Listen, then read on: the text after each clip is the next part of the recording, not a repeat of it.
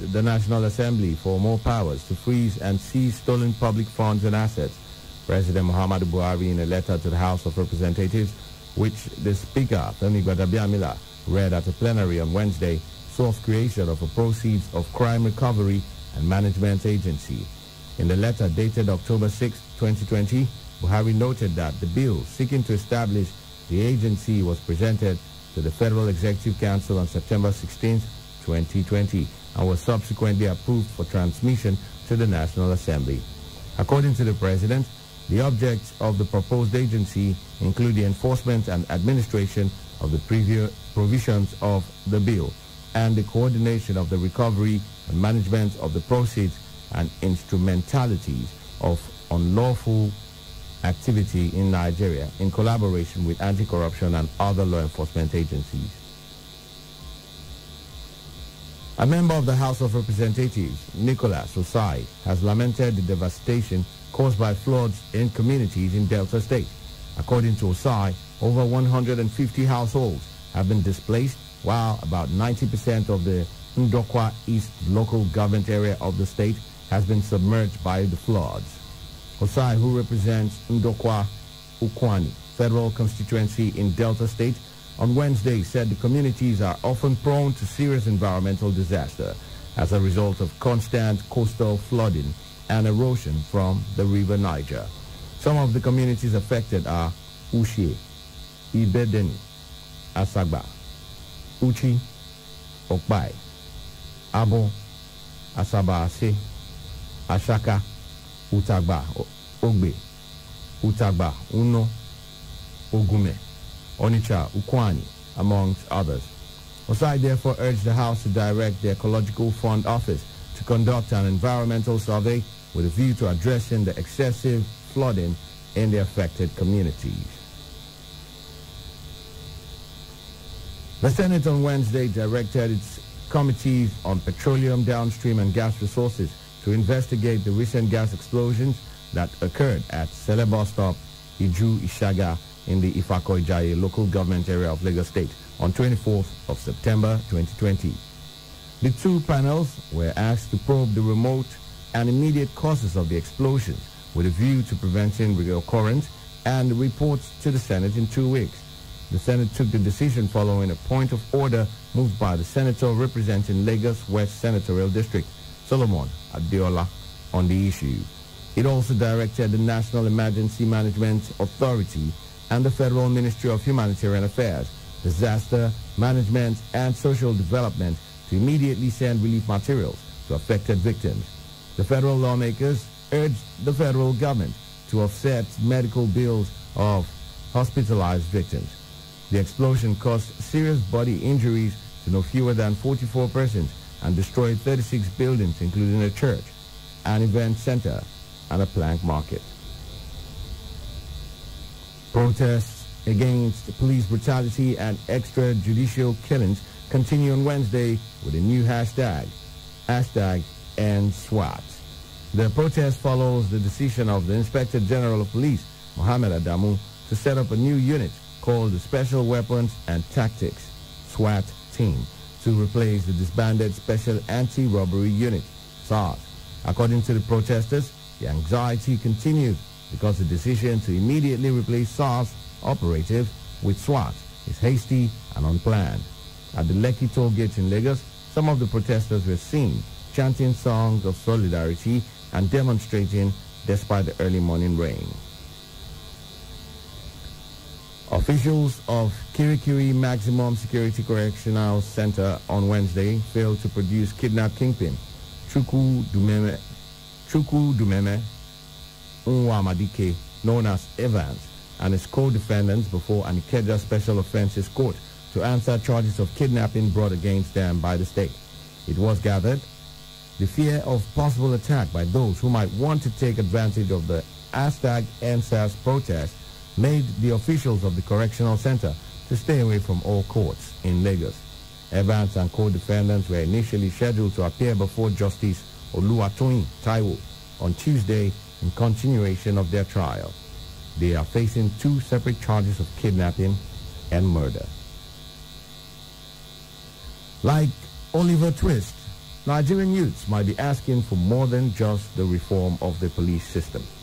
With continued protests across the country days after SARS was disbanded, the conversation and demands have gradually dovetailed into calls for a wider societal reform. Well, here's just a teaser. Hold for a moment. Extra Voices has more on this in a moment.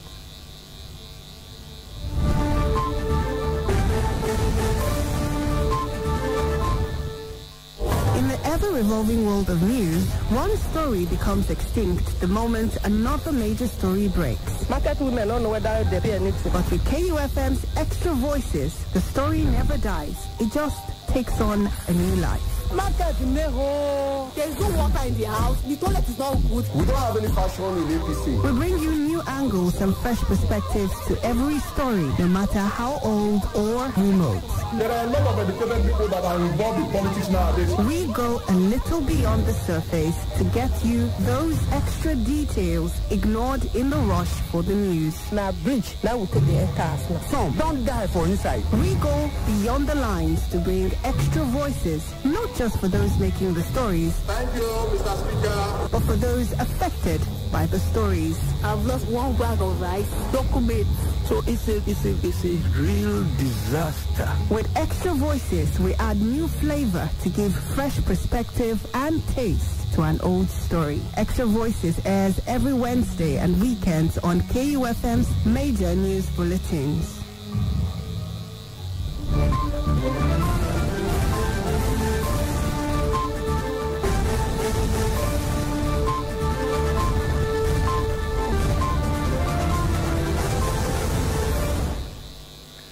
The past 1 week has witnessed a series of protests and walks across the country by the youths demanding for a more civilized policing system, beginning with an end to the Special Anti-Robbery Squad, SARS, a unit within the Nigeria Police Force.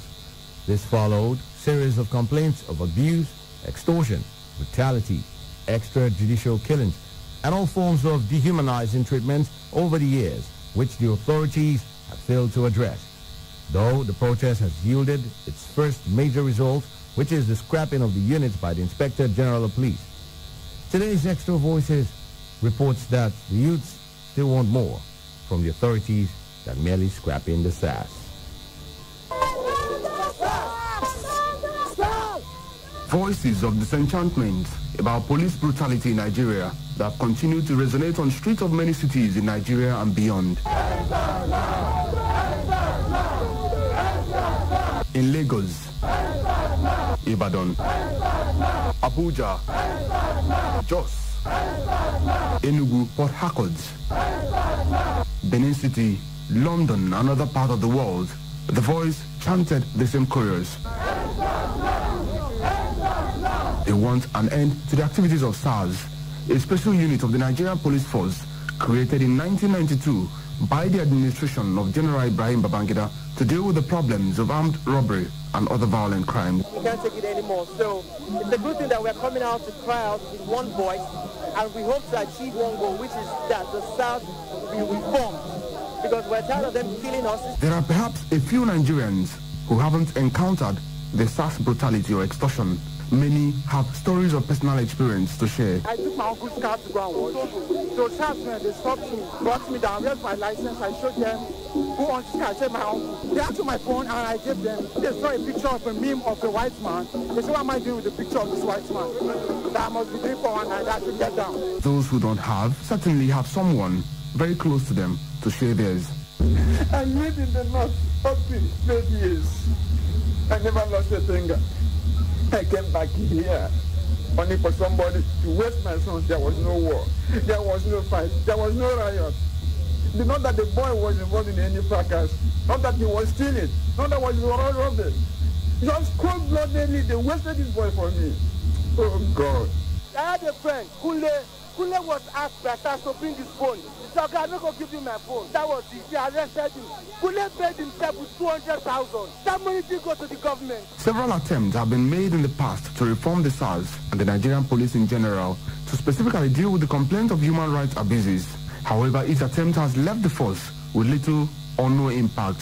The last straw that broke the camel's back was a viral video last week showing the alleged killing of a man in Delta State by the operatives of SARS after a series of physical assaults. It sparked a series of protests globally, which gradually gathered momentum as celebrities and many prominent fellows joined in. On Sunday, October 11, 2020, the Inspector General of Police, Mohammed Adamu, bowed to pressure. The Special Anti-Robbery Squad of the Nigerian Police, otherwise known as SARS, is hereby dissolved across all formations, the 36 state police commands and the Federal Capital Territory where they currently exist. But more than 3 days after this pronouncement, protests have continued to rock many cities across the country and beyond.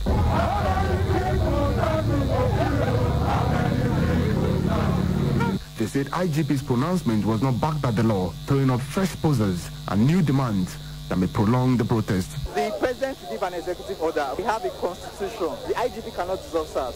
And they dispatch SARS on audio. We are done with people talking things they don't do in this country. Future generations are in peril.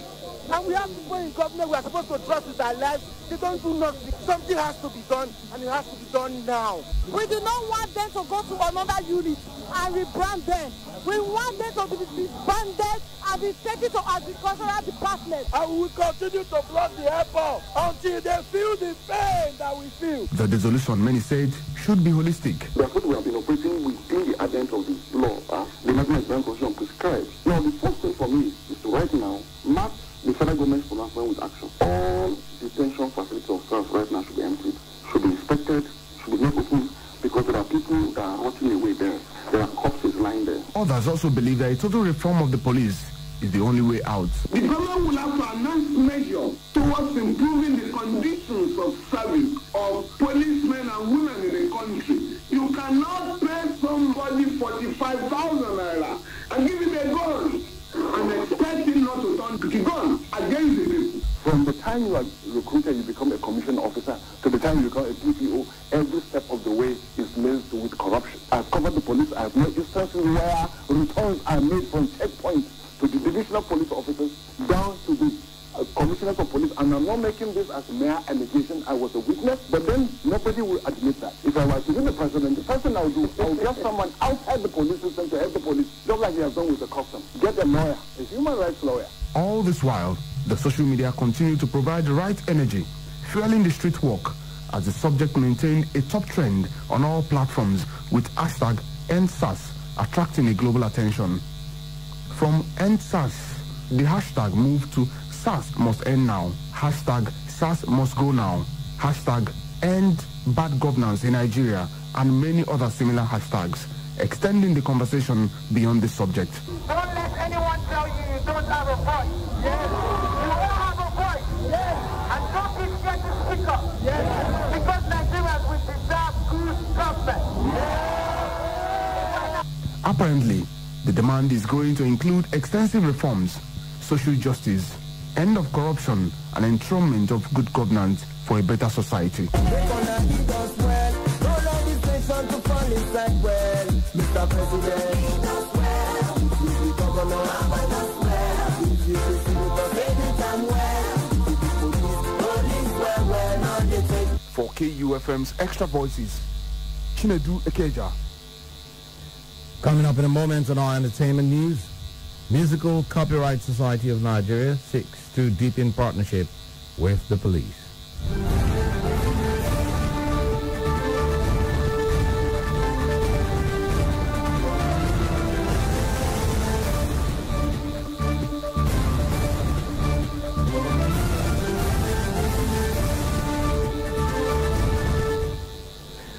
Still on to news break on K92.7 FM.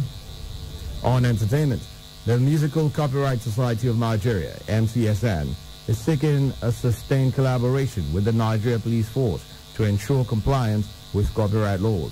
The coordinator, Copyright Management Organization, CMO, Prince Biodun Eguakide, made the appeal on Tuesday when the management team of CMO, Edo, and Delta State paid a courtesy call on the new Assistant Inspector General of Police, AIG Zone 5, Prince Eguakide, commended the leadership of the police in the zone for the support and cordial relationship they have both enjoyed over the years, including during the time of Abubakar Adamu the current IGP, when he was AIG in the zone. He said beyond their statutory duties, the body is augmenting the efforts of the federal government in reducing unemployment by engaging young male and female graduates as licensing executives and enforcement officers. He, however, appealed to police to provide them with support in the area of arrest, prosecution, and enforcement, as that will make their job easier. At this time when there is need to cure or reduce the unemployment index, collective management is an avenue to support the federal government in that regard. And we believe that it is important also for the zone to support us on this path in the course of collective management so that these men and women will be able to carry out their functions unassaulted and unhumiliated. On his part, the new Assistant Inspector General of Police, Zone 5, Shola David, assured the group of maximum support and cooperation. He advocated for the use of methods like public enlightenment as a way of dissuading intending offenders from committing copyright infractions. Nigerian singer Ayodeji Balogun, popularly known as Wizkid, has postponed the launch of his album. The superstar disclosed this on Tuesday.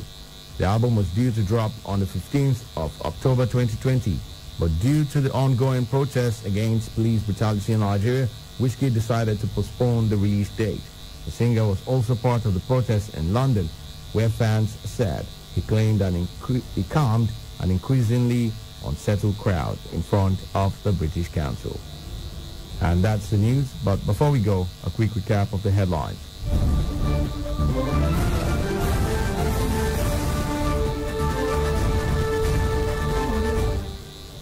Federal government seeks more powers to freeze stolen funds and assets.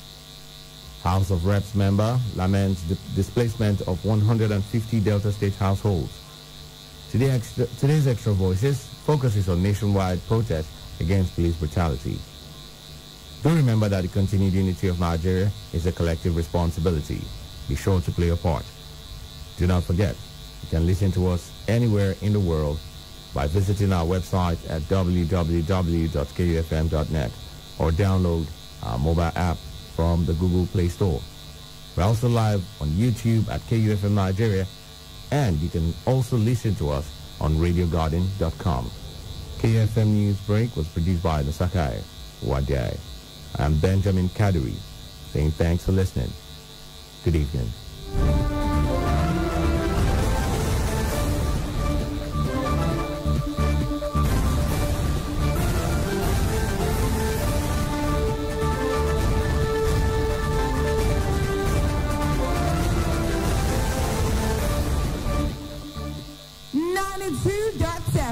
KUFM.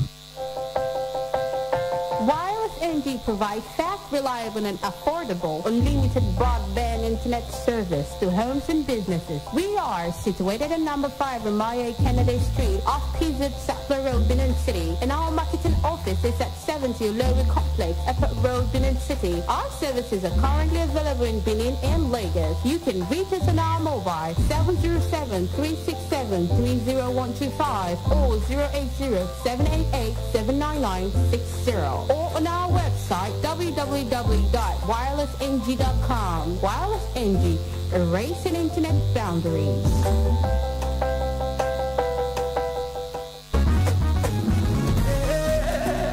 Block by block, city after city, we couldn't have done it without your support. 60 years of beautiful growth. It's our anniversary, let's celebrate together. Lafarge is 60, we built the city, we built the city. Lafarge is 60. Lafarge Africa, makers of Elephant and Superset Cement, is celebrating its 60th anniversary. To buy Lafarge Cement, visit any Lafarge outlet near you or call 01-271-3990. Terms and conditions apply.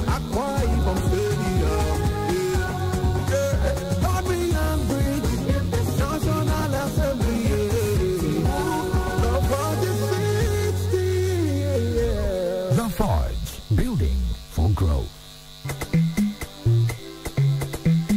Come see for yourself. oh. This no be the one you go take on the ear here, oh. You must check your eyes, see, so that you self go enjoy what the other people they enjoy. Who you technical? The generator headquarter where